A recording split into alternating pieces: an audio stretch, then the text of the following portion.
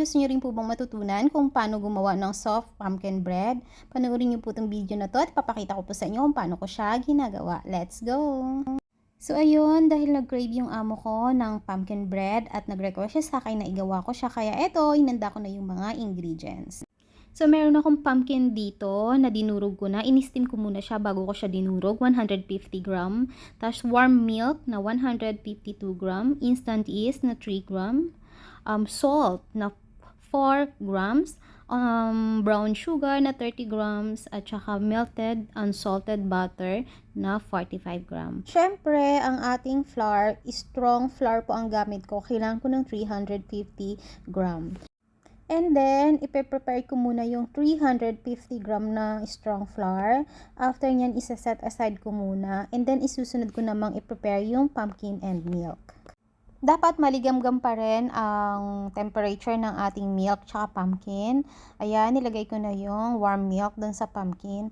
Tapos, halu-haluin mo lang siyang mabuti. Kung may food processor kayo, pwede nyo siyang gamitin ng food processor para mas madali. Malambot naman yung pumpkin, kaya tinidor na lang yung ginamit ko.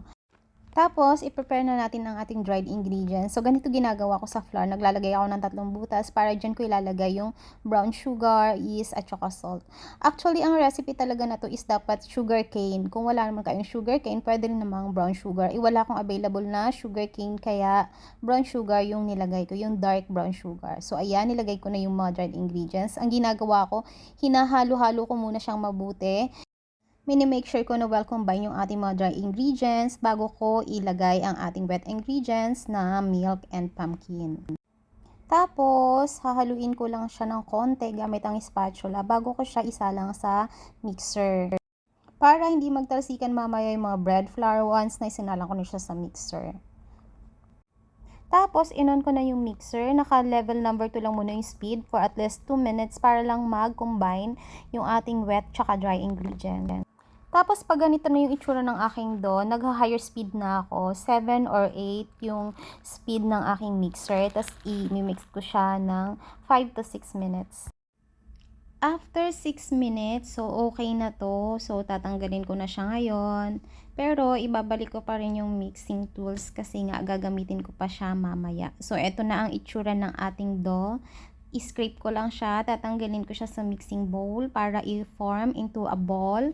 Ganyan ang ginagawa ko. And then, ibabalik ko siya sa mixing bowl. Tapos, i-cover ko siya ng cling wrap and then, i-rest ko siya ng 20 minutes. So, ayan, na-cover ko na. Ang ginagawa ko, kasi dito hindi masyadong mainit. So, mahirap magpaalsa ng bread. Kaya, ang ginagawa ko, in-on ko yung oven. Naka 30 degrees lang naman yan para lang maging warm. Tapos, dun ko nire-rest yung ating dough. After 20 minutes of resting, ito na ang itsura ng ating dough. So, ngayon ilalagay ko na yung softened or melted butter dun sa pumpkin dough. Ang ginagawa ko, minimix ko muna yung butter dun sa pumpkin dough bago ko siya isalang ulit sa mixer. Kasi kung hindi, magtatalsikan yung butter, then magkakala tayo. Kaya ang ginagawa ko, minimix ko muna siya bago ko siya ibalik ulit sa mixer. Pero kahit minix ko na yung butter, pag sinalang ko siya sa mixer, nagle-level number 2 lang muna ako to make sure na hindi tatalsik yung butter. And then after that, pwede ko na siyang i-level number 8 to 5 to 6 minutes. And then after 5 to 6 minutes, ito na yung itsura ng ating dough. Tapos, nilagay ko na ulit siya sa bowl, finorm ko ulit siya into a ball, and then i-rest ko ulit siya for second time ng 30 minutes. Binalik ko ulit siya sa oven, and then after 30 minutes, ito na ang itsura ng ating pumpkin dough. Tapos, ipapunch mo lang siya para lumabas yung mga hangin sa loob, and then, ifo-fold mo siya ng 10 to 12 times, ganito, kagaya ng ginagawa ko. Stretch and then fold, stretch and then fold, stretch and then fold, mga 10 to 12 times, and then ipo-form mo ulit siya into a ball, and then i-rest ulit natin siya ng another 30 minutes. Bali pang third time na resting na to. Tapos binalik ko ulit siya sa oven kasi nga doon ko siya i-rest ng 30 minutes. So, after ng 30 minutes ng resting, ito na yung ating dough. So, ang gagawin ulit natin is same procedure sa kanina. Ipapunch natin yung dough para ma-release yung air sa loob. And then, ipo-fold ulit natin siya. Stretch and fold ng 10 to 12 times.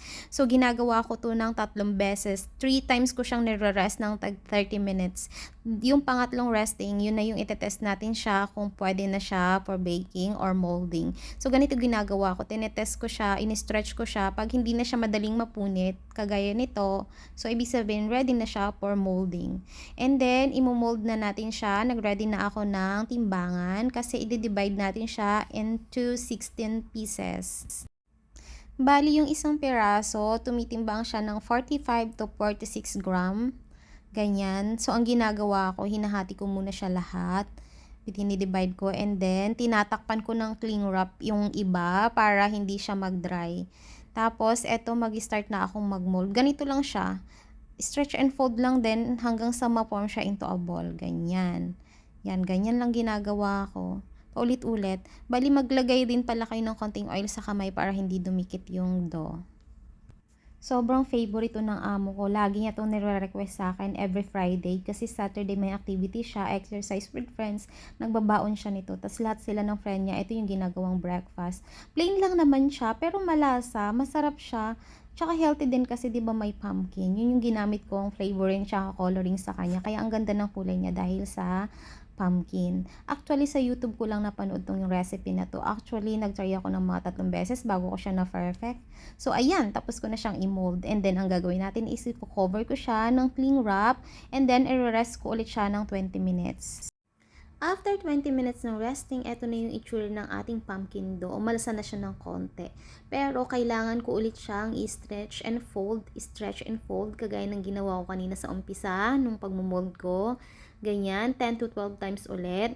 Para mamaya, ang purpose kasi nito is para maging mas soft yung bread natin mamaya pagkaluto niya. Natutuwa nga yung amo ko tsaka yung mga friends niya kasi every Saturday morning daw may healthy at tsaka yummy breakfast sila kasi nga nagdadala nga nito yung amo ko. Tapos madalas, yung mga friend niya, pinapadalhan din ako ng food kasi nga nagpapasalamat daw sila sa healthy at tsaka yummy breakfast nila every Saturday morning. So ayan, after ko siyang i-stretch and fold, i-rest ulit natin siya sa oven for another 30 to 45 minutes or even 1 hour is okay. After 1 hour, eto na siya.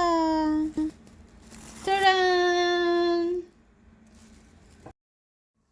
Tapos, nag-prepare din pala ako dito ng pang-brush. Bali, isang pirasong itlog to. Tapos, nilagyan ko siya ng 1 tablespoon ng fresh milk. Pwede ring evaporated milk kung wala kayong fresh milk. Tapos, ibabrush lang natin siya sa top. Dapat, madahan-dahan lang yung pagbabrush. Gentle lang para hindi ma-press yung bread. Para hindi masira yung kanyang form. So, ganyan, ibabrush lang natin siya sa taas. Ito para mag-glossy effect siya mamaya pag naluto. Mas shiny, tsaka maganda siyang tingnan. Buhay na buhay yung bread mamaya pagka naluto. I-brush lang natin siya sa taas. Inihanda ko na rin pala yung oven. Naka-preheat na siya, 190 degrees. Kasi 3 beses kong nilipat yung temperature pag nagbe-bake ako ng bread. So, mamaya ipapakita ko sa inyo kung paano ko siya ginagawa.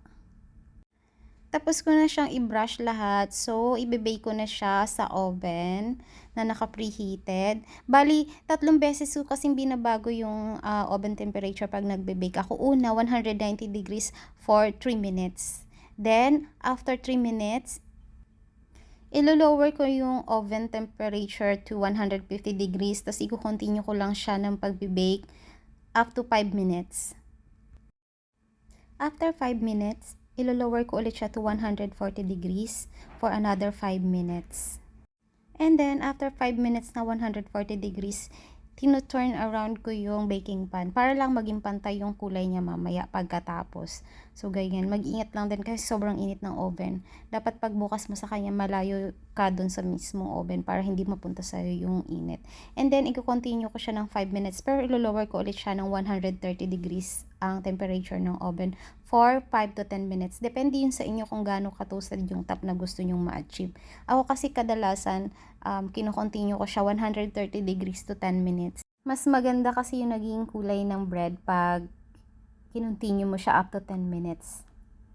Kaya ganito yung ginagawa ko kasi para hindi mag-dry or hindi tumigas yung bread kahit na ma-stuck siya ng ilang araw. Pag ininit mo, malambot pa rin siya. Bali, natutunan ko to sa baking class ko. Kaya ang ginagawa ko, pinabago-bago ko yung temperature ng oven. So, ayan, after 10 minutes, okay na ang ating pumpkin bread. Look, Ang ganda-ganda niya, 'di ba? Sobrang pretty niya. Sobrang ang ganda ng kulay nito, promise. O, 'di ba? Ang ganda-ganda niya, ang shiny niya, tas ang ganda ng kulay, tas pantay-pantay sila. Sobrang cute, sobrang pretty. Tanggalin na natin siya sa oven. Medyo mahirap tanggalin sa oven using my one hand. So, ilalapag ko muna yung cellphone. And then, transition. Ayan, natanggal ko na siya sa oven. Nilipat ko na siya sa table. So, diba, tingnan nyo, ang ganda. Ang glossy niya, ang shiny niya, ang perfect niya. Sobrang ganda ng kulay niya. As in, ang ganda-ganda niya.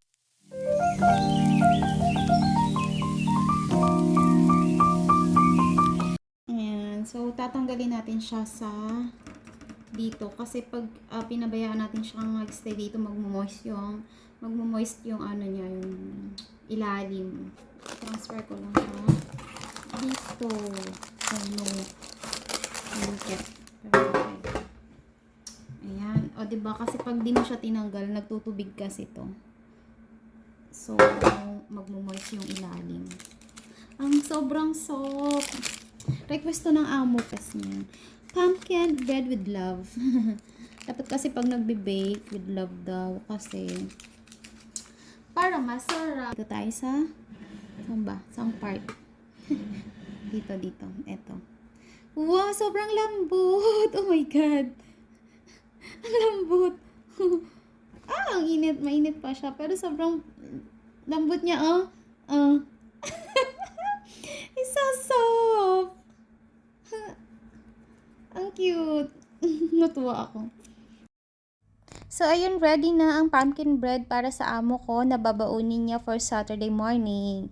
Happy na naman sila ng friends niya kasi meron silang healthy and yummy breakfast. Ang pagbe-bake ng pumpkin bread, hindi naman siya mahirap, matrabaho lang. At saka tiyagaan talaga kasi marami siyang resting time. Una, i-rest mo siya ng 20 minutes and then ilalagay mo yung butter, diba? Tapos i-rest mo ulit siya ng 30 minutes. Then after 30 minutes, stretch and fold, rest ulit ng 30 minutes. Rest and fold, 30 minutes ulit. And then, pangatlong 30 minutes, pwede mo na siyang i-mold. Then after ng molding, i-rest mo ulit siya ng 30 to 45 minutes bago mo siya i-bake. Okay lang, worth it naman kung ganito kalambot yung kalalabasan niya. Tingnan nyo, sobrang lambot niya. I-try nyo na rin gumawa ng pumpkin bread sa mga bahay nyo. And then, tingnan nyo kung ano maging resulta. So, yun lang. Thank you for watching. Bye!